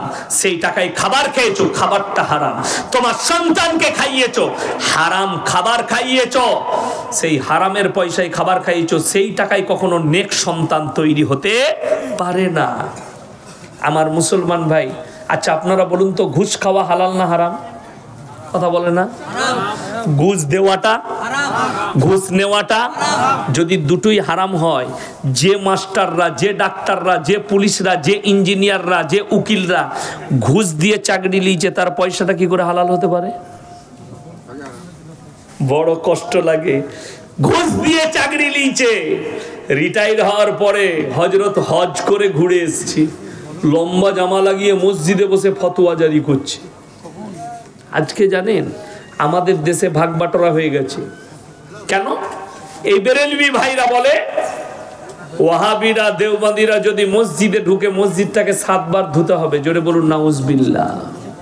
আপনাদের মুর্শিদাবাদের মৌলবি ফতোয়া দিয়েছে, সে মৌলবি কি জানি না, তার নাম হচ্ছে জোকার, জোকার বলি তাকে আমি, জোকার তার নামটা ভুলে যাচ্ছি, না না না না জুবের, তাকে জোকার বলি। দেখবেন আজিব আজিব কালারের টুপি পরে না, মনে হয় জাদু খেলা দেখাতে এসছে, পিসি সরকারের মতো টুপি পরে আর আজিব আজিব কালারের জামা। এই জুবের ফতোয়া দিচ্ছে লালবাগে একটা স্টেজে, দেওবন্দিরা ওয়াহাবিরা আহলে হাদিসরা মুরগি জবাই করলে সেই মুরগিটা যে খাবে সে কাফের হয়ে যাবে। বাস্তব বলছি, এদের সঙ্গে যারা মুলাকাত করবে বিবির তালাক পড়ে যাবে। দেওবন্দিদের ঘরে আহলে হাদিস ঘরে বিটির বিয়ে দিলে বইয়ের তালাক পড়ে যাবে। অথচ খোঁজ নিয়ে দেখলাম, আমি ভগবান গলায় জলসা করতে গেলাম, মুফতি জুবের রিজবির বিটি পালিয়ে গিয়ে একটা দেওবন্দি ঘরে বিয়ে করেছে। আর তোর বউটার পর কি হবে? কথাটা বুঝতে পারেননি?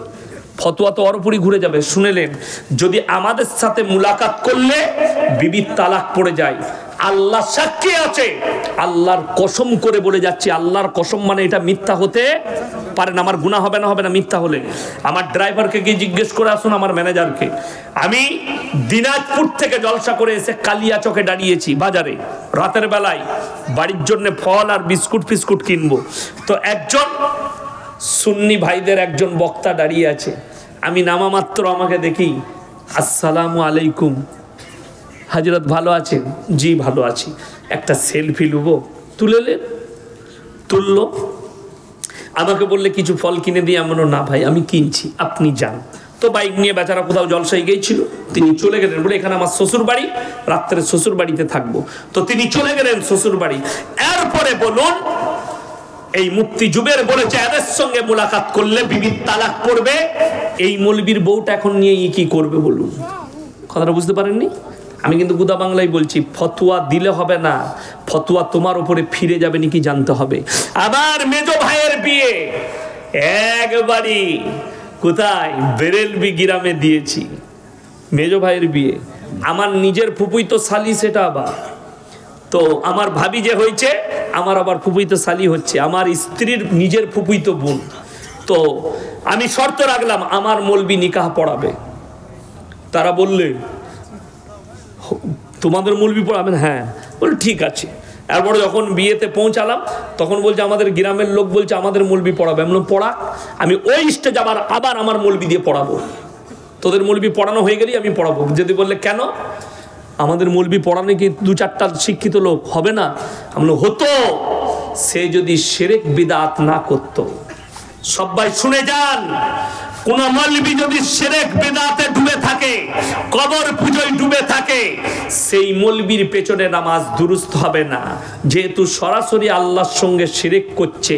এটা ইসলাম বুঝাচ্ছি আপনাদিকে। চলে গেল, তারা বললে টাকাটা দেন। আমি ক টাকা লাগবে বলো? বলে বিয়ে পড়ানো 1000 টাকা। সে মৌলবি বললে খানা নেই খাएंगे, এই লো মাল পালিয়ে গেছে, আমাকে দেখেই পালিয়ে গেছে মসজিদে। তো গেল, টাকা পাঠিয়ে দিলাম, 1000 টাকা বললো, আমি একজনের হাতে দিয়ে দিলাম, দিয়ে দেন আপনার মৌলবিকে 1000 টাকা। 1000 কেন, 2000 বললেও দিতাম, আমি 5000 বললেও দিতাম, বিয়ে পড়াতে দেবো না। চলে গেল, টাকাটা নিয়ে নিলে। এখন টাকা হজম হয়ে গেছে তার।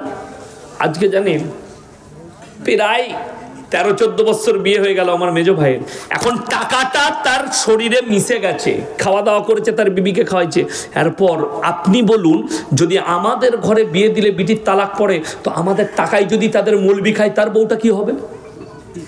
কথাটা বুঝতে পারেননি? ফতোয়া তোমার উপরে ঘুরে যাবে। আর আমি চ্যালেঞ্জ দিয়ে বললাম, আমার সুন্নি ভাইরা শোনো, আমি জীবনে তোমাদিকে কাফের ফতোয়া দিইনি, জীবনে তোমাদিকে জাহান্নামী বলতে পারবো না। আর এই হারামখোররা কথাই কথাই বলে জাহান্নামী, কথায় কথায় লোককে জাহান্নামে ঢুকায়। অথচ আল্লাহর নবীর হাদিস, কোন অমুসলিম ব্যক্তিকেও তুমি জাহান্নামী বলতে পাবে না। কেন?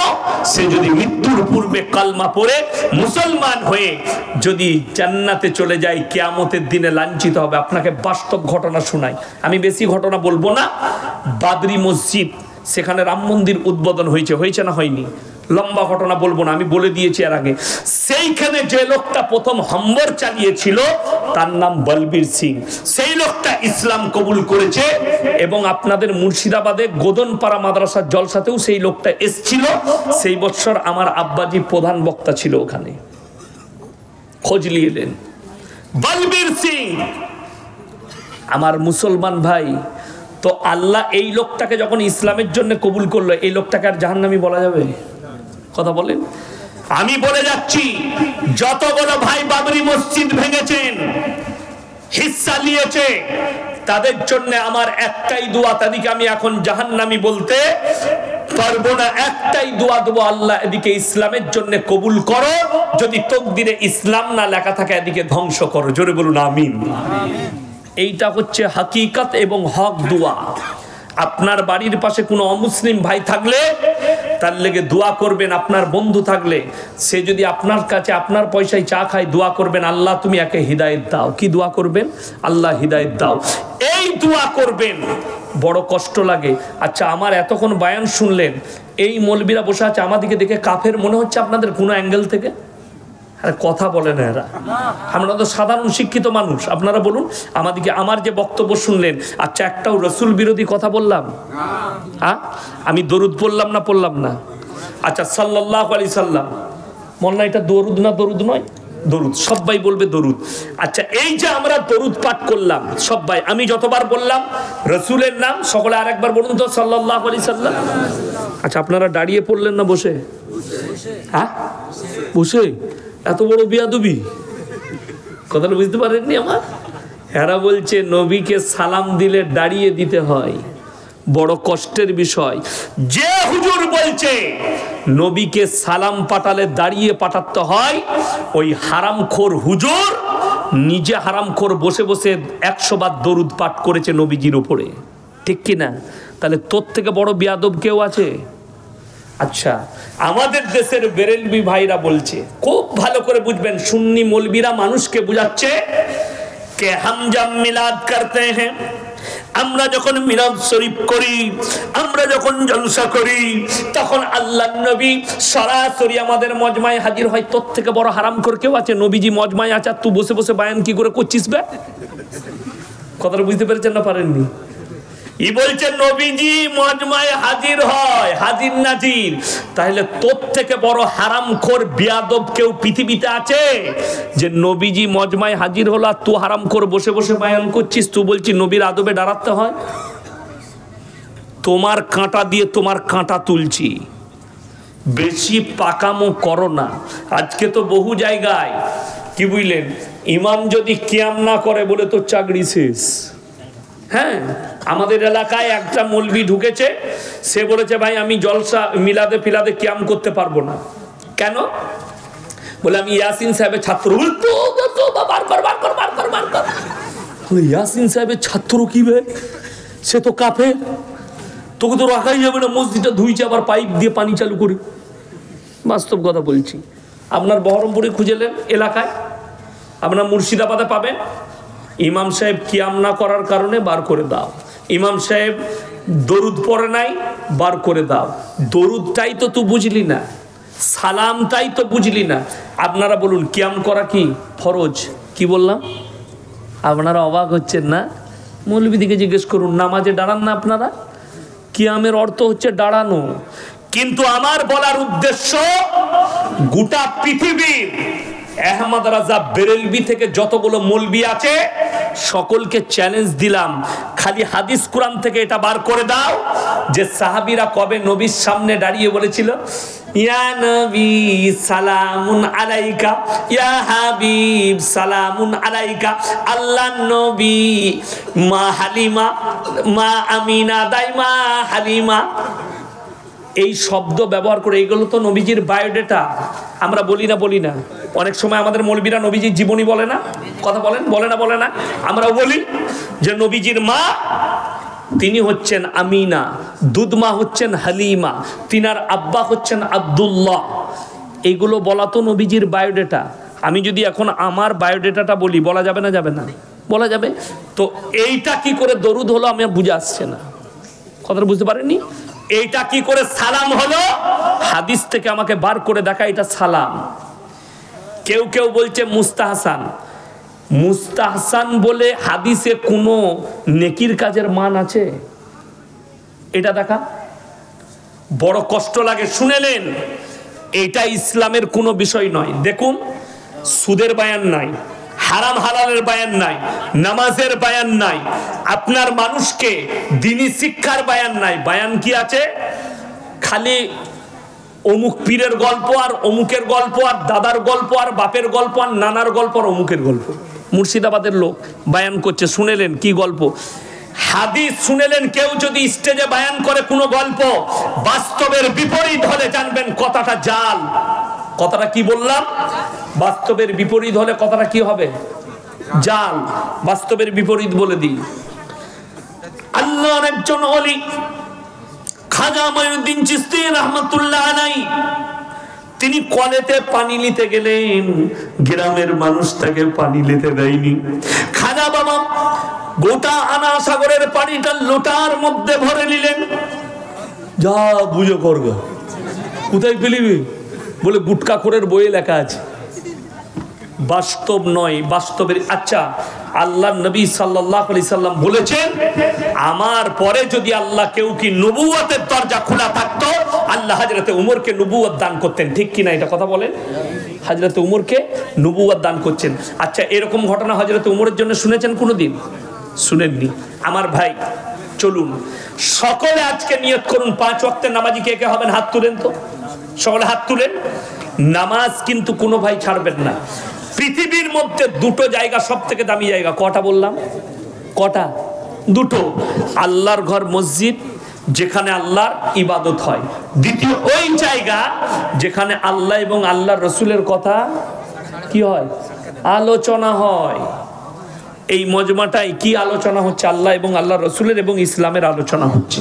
চলুন, আপনার কাছে মাল আছে, 3 জায়গায় যদি 3 জনের পেছনে যদি খরচ করেন, 3 জন হাত পাতলে যদি আপনি হাত বাড়িয়ে দেন, আল্লাহর কসম তার মালে আল্লাহ বরকত দিবে। জোরে বলুন সুবহানাল্লাহ। 1 নম্বর কোরআন এটা, وآتِ ذا القربى حقه والمسكين وابن السبيل ولا تبذر تبذيرا إن المبذرين كانوا إخوان الشياطين وكان الشيطان لربه كفورا وآتِ ذا القربى। সব থেকে প্রথমে তোমার কাছের গরিব যে আছে সে হাত পাতলে হাত ফিরিও না। সকলে জোরে বলি ইনশাআল্লাহ। ওয়াল ইয়াতামা ওয়াল মাসাকিন, আর এতিম মিসকিন যে জায়গায় আছে। 3 নম্বর মুসাফির, ওয়ালা তুবাদ্দির তাবদীরা। মুসাফির যদি তোমার কাছে হাত পেতে দেয়, এই 3 জনের হাতকে ফিরিও না, আল্লাহ সঙ্গে সঙ্গে দোয়াকে কবুল করে নেয়। জোরে বলুন সুবহানাল্লাহ। আজকের এই মজমায় সব থেকে বড় মুসাফির কে? কথা বলে না? আমি 220 কিলোমিটার রাস্তা এলাম আমার বাড়ি থেকে। আমার মুসলমান ভাই, সব থেকে বড় মুসাফির আমি। আল্লাহ টাকা কখন কাড়ে?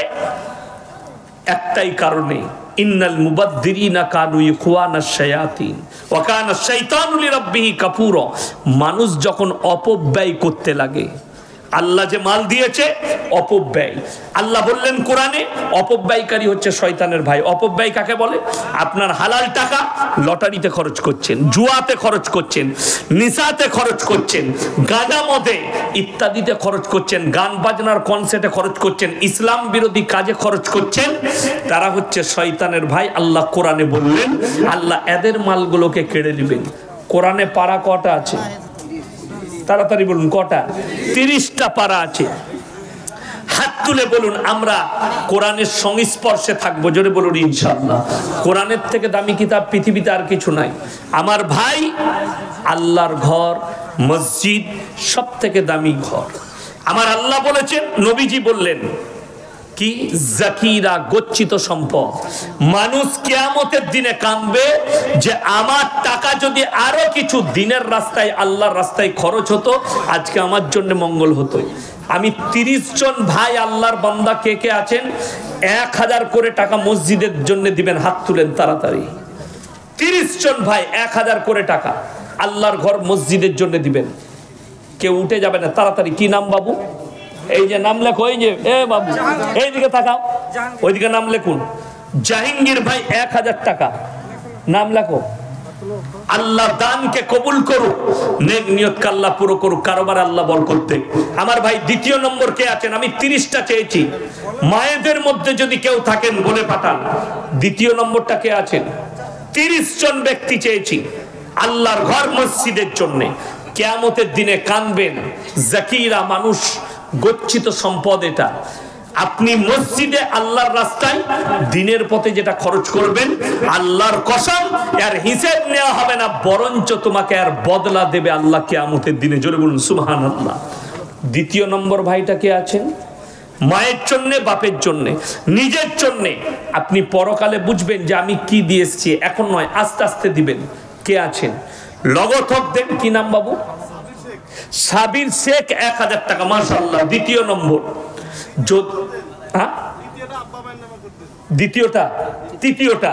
তৃতীয় উনারই নামে আবার 1000 টাকা, উনার আব্বা মায়ের নামে। আল্লাহ আপনার আব্বা মা জীবিত আছেন? জীবিত আছে। আল্লাহ উনাদিকে সুস্থতা দান করুন, উনাদের জানে মালে ইজ্জতে আল্লাহ বরকত দেন। আমার ভাই চতুর্থ নম্বরটা কে আছেন? তাড়াতাড়ি হাত তুলেন আল্লাহর ওয়াস্তে। যদি মনে করেন আমার কাছে পয়সা নেই, ফোন পেতে দিয়ে দেন, এখন তো ফোন পে সিস্টেম আছে, ফোন পেতে দিয়ে দেন। যদি মনে করেন আমি 1 সপ্তাহ পরে দেবো, 1 মাস পরে দেবো, তাও চলবে, আস্তে আস্তে দিবেন। মাসে 200 করে টাকা দেন। কিন্তু আমি বলবো 30 জন ভাই, মাত্র 3 জন হয়েছে। চতুর্থ নম্বরটা কে আছে? মাশাআল্লাহ। কি নাম? কারি মুরসালিন ভাই, উনি 1000 টাকা, মাশাআল্লাহ। আল্লাহ কারি সাহেবের হায়াত দরাজ করুন, আল্লাহ উনার ইজ্জতে বরকত দেখ, বলুন আমিন। উনার পূর্বপুরুষ যেনারা চলে গেছে আল্লাহ জান্নাতি করুক। আমার ভাই 5 নম্বরটা কে আছে? তাড়াতাড়ি হাত তুলেন। আপনার মনে হবে শুনেলেন, কোরআনে আছে ইন্না শাইতানা লিল ইনসানি আদুব্বুম মুবিন, শয়তান হচ্ছে মানুষের প্রকাশ্য দুশমন। ওই জন্য আমার ভাই শয়তানকে পেছনে ফেলে পরকালের জন্যে 5 নম্বর ভাইটা কে আছেন? 1000 টাকা দিবেন, মাত্র 1000 করে বলেছি। 5 নম্বর ভাইটা কে আছেন? কোন ভাই আছেন? 5 নম্বর ভাই, তাড়াতাড়ি বলেন ইনশাআল্লাহ আল্লাহর ওয়াস্তে। কে আছেন? যদি কেউ বলেন গোপনে, বেনামে এখানে লিখিয়ে দেন এসে। মায়েদিকে বলবো ইসলামের সবথেকে প্রথম টাকা খরচ হয়েছে একজন মায়ের, তিনি হচ্ছেন মা খাদিজাতুল কুবরা রাদিয়াল্লাহু তাআলা আনহা। ওই জন্য মায়েদের মধ্যে যদি কোনো আল্লাহর বান্দি থাকেন, মায়ের নামে 1000, বাপের নামে 1000। কি নাম? ফিরোজ আলী আমার নাম। ফিরোজ আলী ভাই, বাপের নামে 1000, মায়ের নামে 1000। আল্লাহ তাআলা উনার আব্বা মাকে জান্নাতি করুন, কবরের দিকে জান্নাতুল ফিরদৌসের দরজা খুলে দেন। আমার ভাই ফিরোজ ভাই 2000 লিখলেন আব্বা মায়ের নামে। আমার ভাই 5 জন হয়ে গেছে। 6 নম্বরটা কে আছেন? 6 নম্বর 1000 করে বলেছি। 6 নম্বর ভাইটা তাড়াতাড়ি হাত তুলেন। পরকালে কষ্ট হবে। দেখুন, এ মসজিদ আপনাদের, এ ইজ্জত আমাদের। মসজিদ আল্লাহর ঘর, কারোর বাপুতি ঘর নয়। ওই জন্য আমাদের মসজিদ খোলা আছে, যে ইচ্ছা সে নামাজ পড়তে পারে। পারে না? পারে না? অবশ্যই পারে, কোনো অসুবিধা নেই। ওই জন্য আমি অনুরোধ করব, কে আছেন? কোন ভাই আছেন? 6 নম্বরটা কে আছেন? কি নাম? রাকেশ ভাই, 1000 টাকা, বেনামে 1000 টাকা, মাশাআল্লাহ। 6 নম্বর হয়ে গেল। 7 নম্বরটা কে আছেন? আল্লাহ উনার দানকে কবুল করুন। 7 নম্বর ভাইটা কে আছেন? আমার কোন ভাই আছেন? 7 নম্বর, মাত্র 1000 করে বলেছি। এনামুল শেখ, এনামুল শেখ শ্বশুর শাশুড়ির নামে 1000। মাশাআল্লাহ, এনামুল শেখ শ্বশুর শাশুড়ির নামে 1000 টাকা। আল্লাহ দানকে কবুল করুন, নেক নিয়তকে আল্লাহ পুরো করুক, কারোবার আল্লাহ বরকত দেন, রুজি রোজগার আল্লাহ বরকত দেন। আমার ভাই 7 নম্বর হয়ে গেছে। 8 নম্বরটা কে আছে? কোন ভাই আছেন? 8 নম্বর। 8 নম্বর আল্লাহর বান্দাটা কে আছেন? আমার কোন আল্লাহর বান্দা আছেন? 8 নম্বর ভাই, পরকালের জন্য, মরণের পরের জন্য আল্লাহর নবী সাহাবীরা নিজেদের জান মালের কুরবানি করেছে। আমার ভাই কেউ চলে যাবেন না। আমার পরবর্তী বক্তা আছেন, ভালো বক্তা আছেন, কোরআন হাদিসের বক্তা। উনি আমার বন্ধু মানুষ, অন্তরের মানুষ। আমি জাস্ট আল্লাহর ঘরের জন্য আপনাদের কাছে 2-4টা টাকা চেয়ে নিচ্ছি। আমার ভাই কে আছেন? 8 নম্বরটা কে আছেন? 8 নম্বর আল্লাহর বান্দা কে আছেন? কোন ভাই আছেন? একটু তাড়াতাড়ি বলি ইনশাআল্লাহ। 8 নম্বর আল্লাহর বান্দা, মাত্র 1000 টাকা করে বলেছি, পরকালের জন্য, মরণের পরের জন্য মাত্র 1000 করে টাকা। মায়েদের মধ্যে এখনো পর্যন্ত একটাও পাইনি। যদি কোনো আমার নেক বান্দি আল্লাহর বান্দা মোহাম্মদ মল্লিক 5 বস্তা সিমেন্ট, মাশাআল্লাহ, জান মোহাম্মদ মল্লিক, তিনি 5 বস্তা সিমেন্ট দেবেন। আল্লাহ তাআলা ওনার দানকে কবুল করুক, নেক নিয়তকে আল্লাহ বরকত দেখ, কারবারে আল্লাহ বরকত দেখ। আমার ভাই, যদি ইনার জুড়ি হবার জন্য কেউ থাকেন 5 বস্তা সিমেন্ট দেবেন, তাইলে বলুন। আর 8 নম্বরটা কে আছেন? 1000 টাকা কমপক্ষে 10 জন দেন, 7 জন হয়েছে। 8 নম্বর আল্লাহর বান্দাটা কে আছে? মাত্র 1000 টাকা করে বলেছি। হে আমার যুবক ভাইয়েরা, হে আমার ইমানদার ভাইয়েরা, কি নাম বাবু? 1000 শ্বশুর শাশুড়ির নামে, 1000 আমার মায়ের নামে আর বাবার নামে। আচ্ছা, মাশাআল্লাহ, কি নাম বাবু আপনার? শহীদ শেখ। শহীদ শেখ, নগদ 2000 টাকা, 1000 টাকা বাবা মায়ের নামে, 1000 টাকা শ্বশুর শাশুড়ির নামে। আল্লাহ ভাইজানের জানে মালে ইজ্জতে বরকত দেখ, উনার কারবারে বরকত দেখ, উনার আব্বা মা শ্বশুর শাশুড়িকে আল্লাহ জান্নাতবাসী করুক, কবরের দিকে জান্নাতুল ফিরদৌসের দরজা খুলে দেখ। আমার ভাই, 9 নম্বর হয়ে গেছে। 10 নম্বরটা কে আছে? কি নাম? 9 নম্বর হয়ে গেছে। 10 নম্বরটা কে আছে? একজন আল্লাহর বান্দা। 10 নম্বর আল্লাহর বান্দাটা কে আছেন? আমার কোন ভাই আছে? 10 নম্বর, একটু তাড়াতাড়ি বলি ইনশাআল্লাহ। আমার মায়েদের মধ্যে যদি কেউ থাকেন, আল্লাহ নবী জানাবে মুহাম্মদুর রাসূলুল্লাহ, সকলে বলুন সাল্লাল্লাহু আলাইহি সাল্লাম, তিনি মক্কা নগরীতে এলান করলেন, ওমা ইউকরিদুল্লাহ কারদান হাসানা, আল্লাহর রাস্তায় কে কি কারদে হাসানা দিবে বলো?